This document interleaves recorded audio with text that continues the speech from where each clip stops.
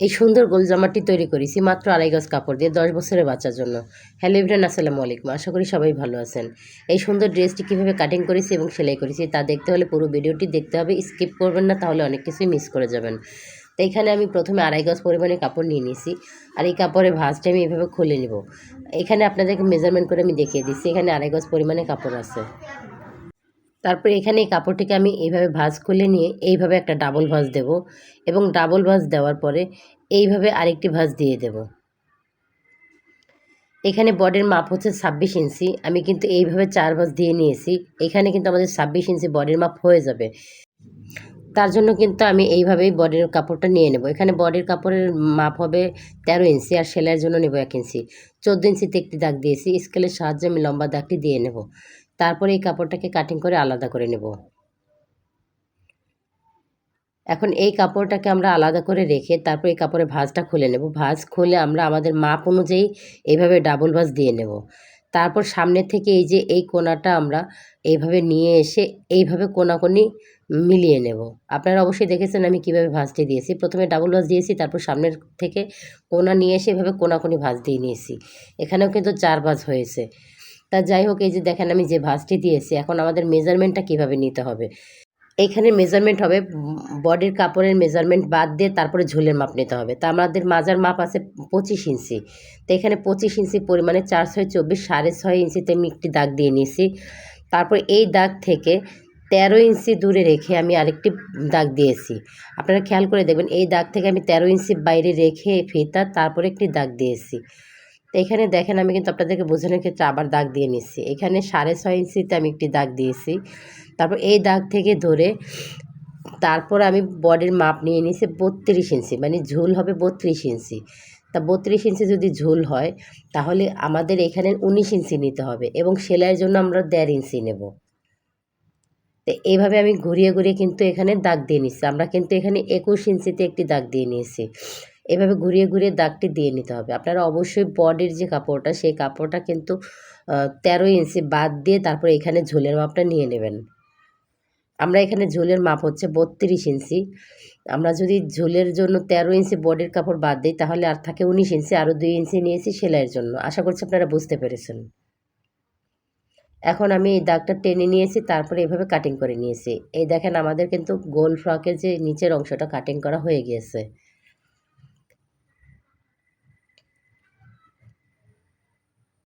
এখন আমরা যে বডির কাপড়টা কাটিং করে আলাদা করে রেখেছিলাম সেই কাপড়টা কাটিং করে নেব।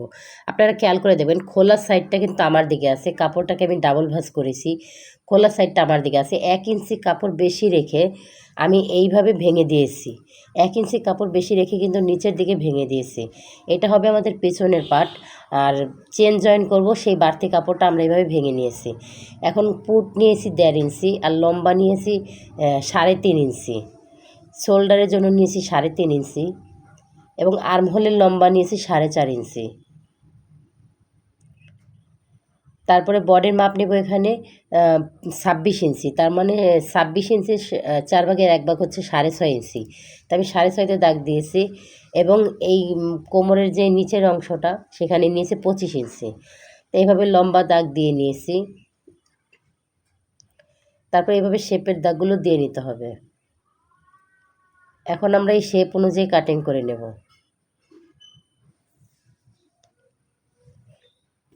তারপর এখান থেকে 1/2 ইঞ্চি উপরে রেখে এইভাবে কাটিং করতে হবে।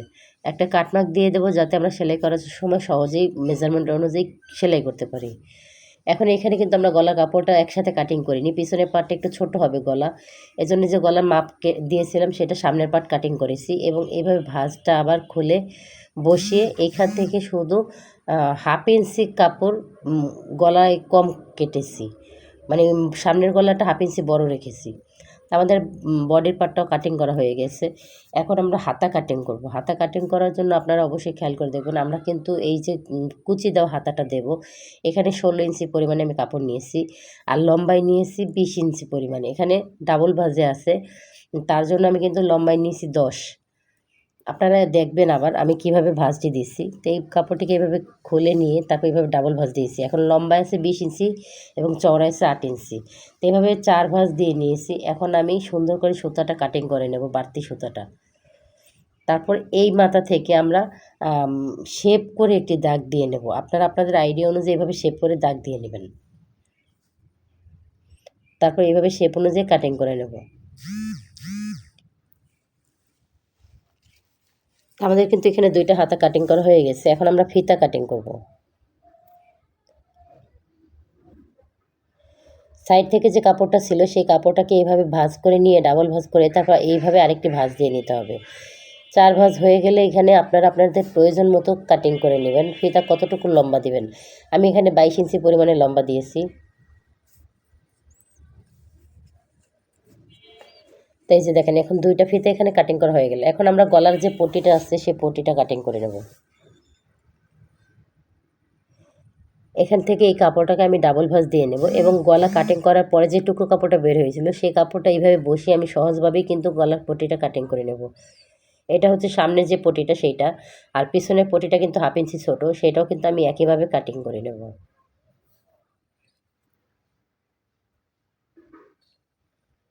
আশা করছি আপনারা কাটিংয়ের প্রত্যেকটা প্রসেস বুঝতে পেরেছেন। আর যদি কোথাও বুঝতে সমস্যা হয় অবশ্যই কমেন্ট করবেন।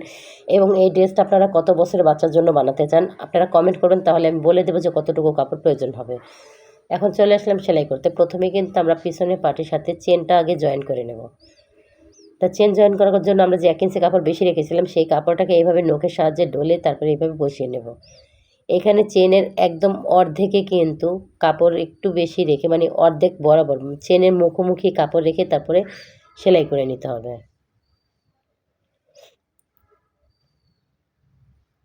এইভাবে চেনের কাপড় জয়েন করলে কিন্তু চেন দেখা যাবে না, ভেতর থেকে যে চেনটা আপনি জয়েন করেছেন সেই চেনটা দেখা যাবে না। তাই যে দেখেন আমি কিন্তু এইভাবে আরেকটি পার্ট জয়েন করে নিচ্ছি।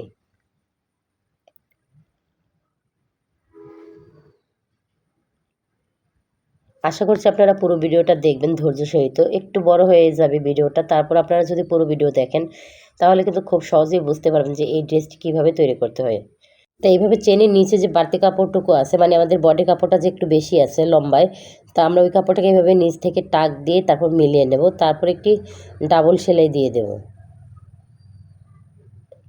সুতাটা ভালো করে কাটিং করে নেব। আমাদের পিছনের পাটে কিন্তু কাজ শেষ।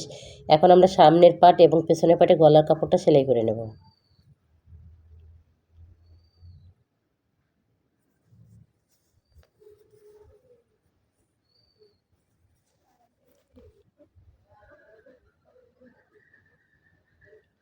গলার কাপড়টা চিকন করে সেলাই করে নিয়েছি। এখন পিছনের গলার সাথে এভাবে বসিয়ে নেব। আপনারা খেয়াল রাখবেন পিছনের পাটা যখন আপনারা সেলাই করবেন তখন গলার কাপড়টা কিন্তু এই যে চেনের যে সাইড, জিপারের যে সাইড, এখানে কিন্তু 1/2 ইঞ্চি কাপড় বেশি রেখে নেবেন।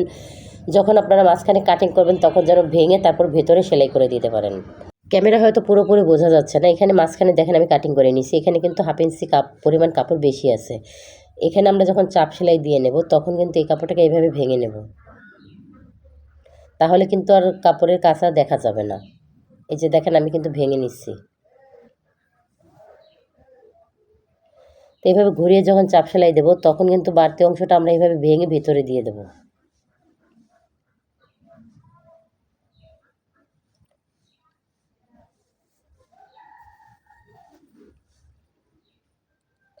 একইভাবে কিন্তু আমরা সামনের পাটে এখন গলার কাপড়টা জয়েন করে নেব।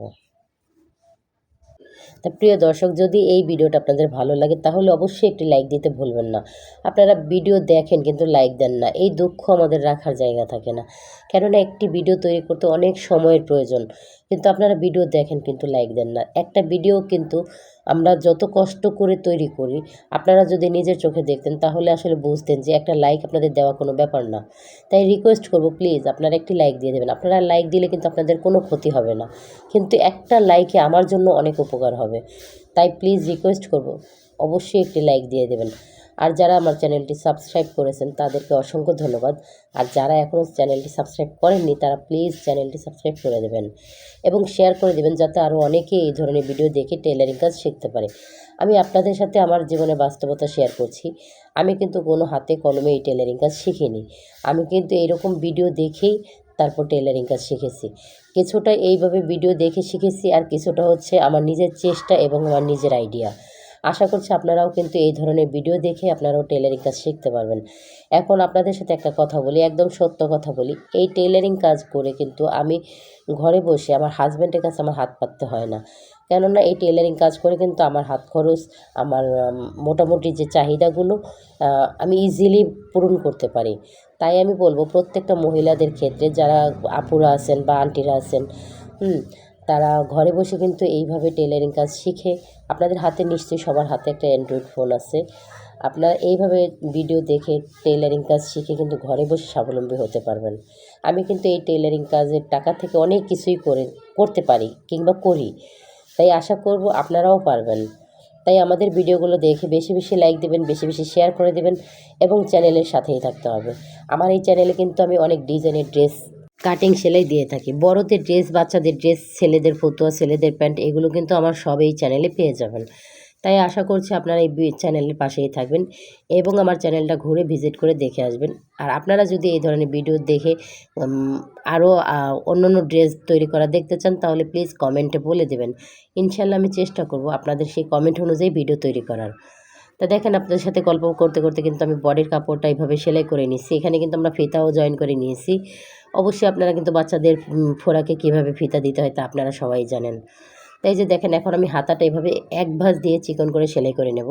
এখানে আমি আরেকটা কথা বলি, আপনারা অনেকেই কিন্তু বলতে পারেন যে এই একবারেই তো আমি ডাবল সেলাই করে নিতে পারি, একবারেই তো ডাবল ভেঙে তারপর সেলাই করে নিতে পারি। হ্যাঁ পারবেন, আমিও কিন্তু পারি, কিন্তু আমি ওইভাবে করি না। কেন করি না জানেন? এইভাবে যখন আমরা একবারেই ডাবল ভাঙা দিয়ে সেলাই দিই না, তখন পাকারিং হয়, সেলাইটা মোটা চিকন হয়। আর এইভাবে যদি প্রথমে এক ভাঁজ দিয়ে চিকন করে সেলাই দিয়ে নিই, তারপর আবার আরেকটি ভাঁজ দিয়ে চিকন করে সেলাই দিই, এটার ফিনিশিংটা এতটা সুন্দর আসে, বিশ্বাস করেন আপনারা যদি নিজেরা এইভাবে সেলাই করেন তাহলেই ফিনিশিংটা বুঝতে পারবেন। তো যাই হোক দেখেন আমি হাতাটা কিন্তু এইভাবে চিকন করে সেলাই করে নিয়েছি, তারপর এইভাবে ঘন ঘন কুচি দিয়ে নিচ্ছি। যেহেতু এটা একটা কুচি স্টাইলিশ হাতা হবে, তো এইভাবে ঘন ঘন করে কুচি দিয়ে নিচ্ছি।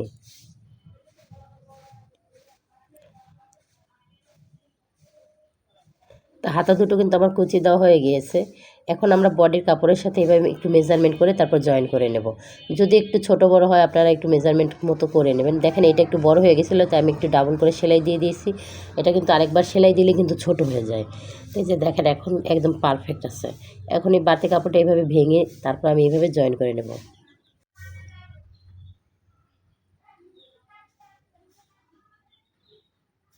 তারপর এইভাবে আস্তে আস্তে করে সেলাইয়ের কাপড়টা বডির কাপড়ের সাথে এইভাবে সমান করে রেখে তারপর জয়েন করে নিতে হবে।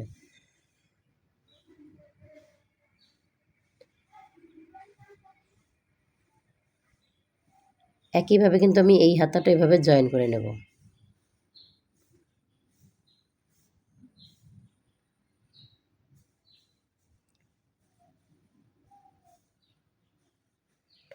আশা করছি আজকের ভিডিওটি আপনাদের ভালো লাগবে। স্কিপ করবেন না, স্কিপ করলে অনেক কিছুই মিস করে যাবেন। স্কিপ না করে পুরো ভিডিওটা যদি দেখেন আপনারাও কিন্তু খুব সহজে এই ধরনের জামা তৈরি করতে পারবেন। হাতা কিন্তু আমাদের এটাও সেলাই করা হয়ে গেছে, আমরা ডাবল সেলাই দিয়ে দেব। তো বডির কাপড়টা কিন্তু আমাদের কমপ্লিট হয়ে গেছে। এখন আমরা নিচে যে গাউনটা আছে সেই গাউনটা রেডি করে নেব। সেই গাউনটা কিন্তু আমরা রেডি করার আগে আপনারা দেখবেন যে গাউনটার সাথে বডির কাপড়ের মেজারমেন্ট ঠিক আছে কিনা। তো এখানে দেখেন আমি মেজারমেন্ট একবার চেক করে নিলাম, তারপর গাউনটা এইভাবে নিয়ে নিয়েছি। এখন বডির কাপড়ের সাথে এইভাবে মেজারমেন্ট করে নিচ্ছি। এখানে আমি হাফ ইঞ্চি জয়েন করে নেব। এক সাইডে আমাদের জয়েন্ট দিতে হবে, তার জন্য আমরা হাফ ইঞ্চি কাপড় রেখে এভাবে জয়েন করে নেব। এভাবে জয়েন করা হয়ে গেলে এই পাশে একটা কাটমার্ক দিয়ে নেব, যাতে আমরা পরবর্তীতে বুঝতে পারি যে আমরা কতটুকু কাপড় জয়েন করেছি। তো এই কাটমার্ক অনুযায়ী কিন্তু বডির কাপড়ে যে ফিতা সেলাই করেছি দুই সাইডে, এই এক কাটমার্কে এক সাইড ধরবো এবং জয়েন্টে আরেকটি সাইড ধরবো। এইভাবে সমান করে ধরে তারপরে কিন্তু সমান বা লুজ বড় ছোট হয়েছে কিনা সম্পূর্ণটাই আপনারা বুঝতে পারবেন। এই যে দেখেন আমি কিন্তু এভাবে সমান করে ধরেছি, তারপরে কিন্তু আমার ছোট বড় হয়নি। এভাবে যদি আপনারা কাটমার্ক দিয়ে মেজারমেন্ট করে তারপরে সেলাই করেন তাহলে কিন্তু আপনাদের সময়ও বাঁচবে এবং ড্রেসের কোয়ালিটিটাও অনেক ভালো আসবে। আমাদের জামাটার কিন্তু উপরের কাজ শেষ, এখন আমরা শুধু হেমের মুহুরিটা সেলাই করে নেব। এইখানেও কিন্তু আমি সেমভাবে প্রথমে এক ভাঁজ দিয়ে চিকন করে সেলাই করে নেব। এক ভাঁজ দিয়ে সেলাই করে নেব চিকন করে। এখানে একটু আস্তে আস্তে সেলাই করতে হবে, কেননা এটা রাউন্ড কাপড় কাটিং করা হয়েছে, যার জন্য একটু আস্তে আস্তে সেলাই করলে এই কাপড়ের ফিনিশিংটা ভালো আসবে। এই যে দেখেন আমি কিন্তু আস্তে আস্তে শেপটা ঘুরিয়ে ঘুরিয়ে চিকন করে সেলাই করে নিচ্ছি। এখন কিন্তু আমি আরেকটি ভাঁজ দিয়ে এভাবে চিকন করে সেলাই করে নেব।